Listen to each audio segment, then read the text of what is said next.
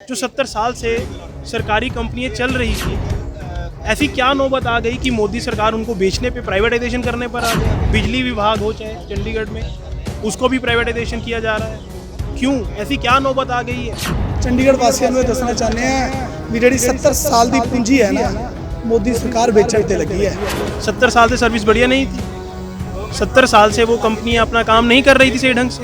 ਅੱਜ ਦੇਸ਼ ਦਾ ਯੁਵਾ ਬੇਰੋਜ਼ਗਾਰ ਹੈ ਤੇ ਦੇਸ਼ ਦਾ ਯੁਵਾ ਸੜਕਾਂ ਤੇ ਆ ਚੁੱਕਿਆ ਹੈ। क्योंकि पिछले 7 साल से ही जो विकास हुआ है, जो अच्छी बातें हुई हैं, वो सिर्फ 7 साल से ही हुई हैं। ਸਾਰੇ ਪੜ੍ਹੇ ਲਿਖੇ ਲੋਕ ਹੈ, ਕਿਸੇ ਦਾ ਧਰਨਾ ਲਾਉਣ ਨੂੰ ਮਨ ਨਹੀਂ ਕਰਦਾ। हमें तो ये डर है कि आने वाले दिनों में मोदी सरकार देश के नागरिकों को ना बेच दे। ਸਰ ਪਿਛਲੇ 7 ਸਾਲਾਂ ਤੋਂ ਕਿਹੜੀ ਸਰਵਿਸ ਮਿਲ ਗਈ? पिछले 7 सालों से की दे दिया? मध्यम वर्गीय लोग पढ़ने के लिए अपने बच्चों को भेजते हैं, वो लोग ऑनलाइन क्लासेस कहाँ से लेते हैं? तो उनका भविष्य तो वैसे भी अंधकार में है। उसके बारे में तो सरकार ने कुछ नहीं सोचा। ਸਾਡੇ ਭਰਾ ਸਾਡੇ ਮਾਂ-ਬਾਪ ਕਈ ਸਾਨੂੰ ਛੱਡ ਕੇ ਚਲੇ ਗਏ ਇਸ ਕੋਵਿਡ 'ਚ, ਪਰ ਮੋਦੀ ਸਰਕਾਰ ਨੇ ਤੇ ਜੂੰ ਨਹੀਂ ਰੱਖੀ।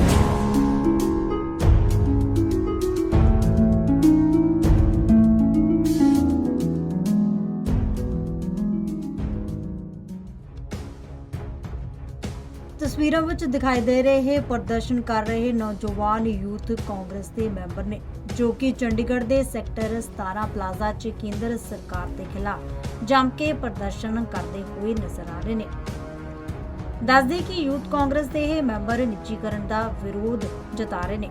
ਯੂਥ ਕਾਂਗਰਸ ਦੇ ਮੈਂਬਰਾਂ ਦਾ ਕਹਿਣਾ ਹੈ ਕਿ 70 ਸਾਲ ਵਿੱਚ ਦੇਸ਼ ਵਿੱਚ ਜੋ ਕੁਝ ਵੀ ਕਮਾਇਆ ਮੋਦੀ ਸਰਕਾਰ ਉਸ ਨੂੰ ਵੇਚਣ ਤੇ ਲੱਗੀ ਹੋਈ ਹੈ। ਪਹਿਲਾਂ ਭਾਰਤੀ ਰੇਲਵੇ ਨੂੰ ਵੇਚ ਦਿੱਤਾ ਗਿਆ, 에ਅਰਪੋਰਟ ਵੇਚ ਦਿੱਤੇ ਗਏ, MTNL ਅਤੇ BSNL ਤੱਕ ਨੂੰ ਵੇਚ ਦਿੱਤਾ ਗਿਆ ਤੇ ਹੁਣ ਉਹਨਾਂ ਨੂੰ ਡਰ ਸਤਾ ਰਿਹਾ ਹੈ ਕਿ ਭਾਰਤੀ ਨਾਗਰਿਕਾਂ ਨੂੰ ਵੀ ਨਾ ਵੇਚ ਦਿੱਤਾ ਜਾਵੇ।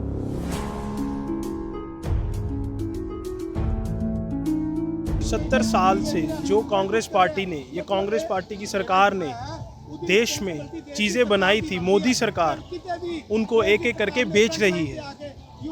चाहे वो सरकारी कंपनी हो, BSNL हो, LIC हो, BPCL हो, मोदी सरकार इनको प्राइवेटाइजेशन क्यों कर रही है? इनका मोदी सरकार को 7 साल हो गए हैं। इन 7 साल में मोदी सरकार ने देश की संपत्तियों को बेचने के अलावा और कोई काम नहीं किया। बेरोज़गारी कम नहीं हुई। कोरोना महामारी पे सरकार की विफलता सबके सामने है। अब सरकार महंगाई कम नहीं हुई, बेरोज़गारी बढ़ चुकी है। अब सरकार क्या चाहती है? जो 70 साल से सरकारी कंपनियां चल रही थी, ऐसी क्या नौबत आ गई कि मोदी सरकार उनको बेचने पे प्राइवेटाइजेशन करने पर आ गई। बिजली विभाग हो चाहे चंडीगढ़ में, उसको भी प्राइवेटाइजेशन किया जा रहा है। क्यों, ऐसी क्या नौबत आ गई है? 70 साल से सर्विस बढ़िया नहीं थी। 70 साल से वो कंपनियां अपना काम नहीं कर रही थी सही ढंग से। क्योंकि पिछले 7 साल से ही जो विकास हुआ है, जो अच्छी बातें हुई हैं, वो सिर्फ 7 साल से ही हुई हैं। ऐसा पॉसिबल हो सकता है? हमें तो ये डर है कि आने वाले दिनों में मोदी सरकार देश के नागरिकों को ना बेच दे। बंद कर नहीं जाएंगे, बंद कर चुके हैं लोग। पिछले 2 साल से स्कूल तो बंद थे। प्राइवेट स्कूलों में तो जो बच्चे ठीक है, जिन उन्होंने तो ऑनलाइन स्टडीज़ करवा ली। अब सरकारी स्कूल में जहाँ पर बहुत ही बुरा हाल है, लोगों को बेचारे मध्यम वर्गीय लोग पढ़ने के लिए अपने बच्चों को भेजते हैं, वो लोग ऑनलाइन क्लासेस कहाँ से लेते? तो उनका भविष्य तो वैसे भी अंधकार में है। उसके बारे में तो सरकार ने कुछ नहीं सोचा।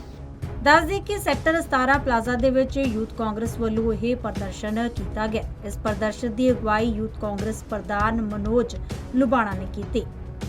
ਇੰਨਾ ਹੀ ਨਹੀਂ, ਯੂਥ ਕਾਂਗਰਸ ਮੈਂਬਰਾਂ ਦਾ ਇਹ ਵੀ ਕਹਿਣਾ ਹੈ ਕਿ ਇਸ ਦਾ ਪੂਰਾ ਅਸਰ ਚੰਡੀਗੜ੍ਹ ਦੇ ਵਿੱਚ ਵੀ ਦੇਖਣ ਨੂੰ ਮਿਲ ਰਿਹਾ ਹੈ। ਚੰਡੀਗੜ੍ਹ 'ਚ ਬਿਜਲੀ ਵਿਭਾਗ ਨੂੰ ਨਿੱਜੀ ਹੱਥਾਂ ਵਿੱਚ ਵੇਚ ਦਿੱਤਾ ਗਿਆ। ਚੰਡੀਗੜ੍ਹ 'ਚ ਕੁਝ ਅਜਿਹੇ ਵਿਭਾਗ ਦੇ ਜਿਨ੍ਹਾਂ ਤੋਂ ਕਰੋੜਾਂ ਦਾ ਰੈਵਨਿਊ ਮਿਲਦਾ ਸੀ, ਜਿਸ ਨੂੰ ਵੀ ਕੇਂਦਰ ਸਰਕਾਰ ਨੇ ਨਿੱਜੀ ਹੱਥਾਂ ਦੇ ਵਿੱਚ ਵੇਚ ਦਿੱਤਾ। ਉਹਨਾਂ ਦੇ ਵੀ ਕਹਿਣਾ ਸੀ ਕਿ ਜੇ ਇਸ ਤਰ੍ਹਾਂ ਹੀ ਚੱਲਦਾ ਰਿਹਾ ਤਾਂ ਦੇਸ਼ ਦੀ ਪੂੰਜੀ ਖਤਮ ਹੋ ਜਾਵੇਗੀ ਤੇ ਇਸੇ ਦੇ ਕਾਰਨ ਹੀ ਅੱਜ ਪ੍ਰਦਰਸ਼ਨ ਕਰਕੇ ਉਹਨਾਂ ਦੇ ਵੱਲੋਂ ਕੇਂਦਰ ਸਰਕਾਰ ਨੂੰ ਝੁਕਾਉਣ ਦੀ ਕੋਸ਼ਿਸ਼ ਕੀਤੀ ਜਾ ਰਹੀ ਹੈ। ਚੰਡੀਗੜ੍ਹ ਵਾਸੀਆਂ ਨੂੰ ਇਹ ਦੱਸਣਾ ਚਾਹੁੰਦੇ ਆ ਵੀ ਜਿਹੜੀ 70 ਸਾਲ ਦੀ ਪੂੰਜੀ ਹੈ ਨਾ ਮੋਦੀ ਸਰਕਾਰ ਵੇਚਣ ਤੇ ਲੱਗੀ ਹੈ। ਚਾਹੇ LIC ਲੈ ਲਓ, ਚਾਹੇ BSNL ਲੈ ਲਓ, ਚਾਹੇ ਦੇਸ਼ ਦੀ ਟ੍ਰੇਨਾਂ ਲੈ ਲਓ। 400 ਸਟੇਸ਼ਨ, 150 ट्रेना बेचती हैं। एक गरीब आम आदमी, एक आम नागरिक एक स्टेट तो दूजी स्टेट ट्रेन 'ਚ ਹੀ सफ़र कर सकता है। मोदी जी ਤੁਹਾਡੇ ਵਾਂਗ ਪੈਸੇ ਨਹੀਂ ਹੈ ਲੋਕਾਂ ਕੋਲ ਕਿ ਬਾਏ ਏਅਰ ਜਾਣ ਜਾਂ ਕਿਸ ਤਰੀਕੇ ਨਾਲ ਜਾਣ। ਜੇ ਤੁਸੀਂ ਟ੍ਰੇਨਾਂ ਵੀ ਪ੍ਰਾਈਵੇਟ ਕਰਤੀਆਂ ਤੇ ਅਸੀਂ ਕਿੱਥੇ ਜਾਵਾਂਗੇ? ਅੱਜ ਦੇਸ਼ ਦਾ ਯੁਵਾ ਬੇਰੋਜ਼ਗਾਰ ਹੈ ਤੇ ਦੇਸ਼ ਦਾ ਯੁਵਾ ਸੜਕਾਂ ਤੇ ਆ ਚੁੱਕਿਆ ਹੈ ਤੇ ਸਾਡੇ ਭਰਾ ਇਹ ਸਾਰੇ ਕਿਸੇ ਪੰਜਾਬ ਯੂਨੀਵਰਸਿਟੀ ਦੇ ਸਟੂਡੈਂਟ ਨੇ, ਕੋਈ ਕਿਤੋਂ ਪੜ੍ਹਿਆ ਹੋਇਆ, ਕੋਈ ਕਿਤੋਂ ਪੜ੍ਹਿਆ ਹੋਇਆ, ਸਾਰੇ ਪੜ੍ਹੇ ਲਿਖੇ ਲੋਕ ਹੈ। ਕਿਸੇ ਦਾ ਧਰਨਾ ਲਾਉਣ ਨੂੰ ਮਨ ਨਹੀਂ ਕਰਦਾ ਤੇ ਅਸੀਂ ਇਹ ਲੜਾਈ ਚੰਡੀਗੜ੍ਹ ਦੇ ਇਕੱਲੇ ਕੋਨੇ 'ਚ ਇਕੱਲੇ ਨਾਗਰਿਕ ਨੂੰ ਜਾ ਕੇ ਦੱਸਾਂਗੇ ਕਿ ਇਹ ਸਾਰਾ ਦੇਸ਼ ਕਿਤੇ ਸਾਨੂੰ ਮੋਦੀ ਸਰਕਾਰ ਸਾਨੂੰ ਨਾ ਥੋੜੇ ਦਿਨਾਂ 'ਚ ਭੇਜ ਦੇ। ਸਰ ਪਿਛਲੇ 7 ਸਾਲਾਂ ਤੋਂ ਕਿਹੜੀ ਸਰਵਿਸ ਮਿਲ ਗਈ?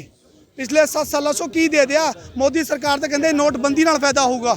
ਮੋਦੀ ਸਰਕਾਰ ਕਹਿੰਦੇ ਸੀ ਕਰੋਨਾ 'ਚ ਅਸੀਂ ਤੁਹਾਡੀ ਲੜਾਈ ਲੜਾਂਗੇ। ਸਾਡੇ ਭਰਾ, ਸਾਡੇ ਮਾਂ-ਬਾਪ ਕਈ ਸਾਨੂੰ ਛੱਡ ਕੇ ਚਲੇ ਗਏ ਇਸ ਕੋਵਿਡ 'ਚ, ਪਰ ਮੋਦੀ ਸਰਕਾਰ ਨੇ ਤੇ ਜੂੰ ਨਹੀਂ ਰੰਗੀ।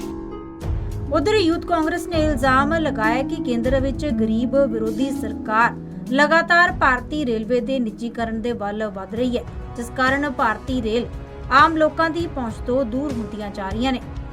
ਯੂਥ ਕਾਂਗਰਸ ਦੇ ਮੈਂਬਰ ਸੈਕਟਰ 17 ਪਲਾਜ਼ਾ ਵਿੱਚ ਇਕੱਠੇ ਹੋਏ ਤਾਂ ਸਰਕਾਰੀ ਕੰਪਨੀਆਂ ਦੇ ਨਿੱਜੀਕਰਨ ਦੇ ਵਿਰੋਧ 'ਚ ਲਿਖੇ ਬੈਨਰ ਹੱਥਾਂ ਵਿੱਚ ਫੜ ਕੇ ਕੇਂਦਰ ਸਰਕਾਰ ਦੇ ਖਿਲਾਫ ਜੰਮ ਕੇ ਪ੍ਰਦਰਸ਼ਨ ਕੀਤਾ ਗਿਆ।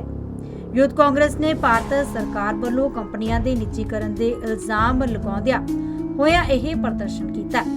ਇਸ ਦੌਰਾਨ ਵਰਕਰਾਂ ਨੇ ਸਰਕਾਰ ਖਿਲਾਫ ਜੰਮ ਕੇ ਨਾਅਰੇਬਾਜ਼ੀ ਕੀਤੀ ਅਤੇ ਸਰਕਾਰ ਦੀਆਂ ਨੀਤੀਆਂ ਦਾ ਵਿਰੋਧ ਵੀ ਕੀਤਾ। ਯੂਥ ਕਾਂਗਰਸ ਦਾ ਇਹ ਵੀ ਕਹਿਣਾ ਸੀ ਕਿ ਉਹ ਇਸ ਦਾ ਵਿਰੋਧ ਕਰਦੇ ਰਹਿਣਗੇ।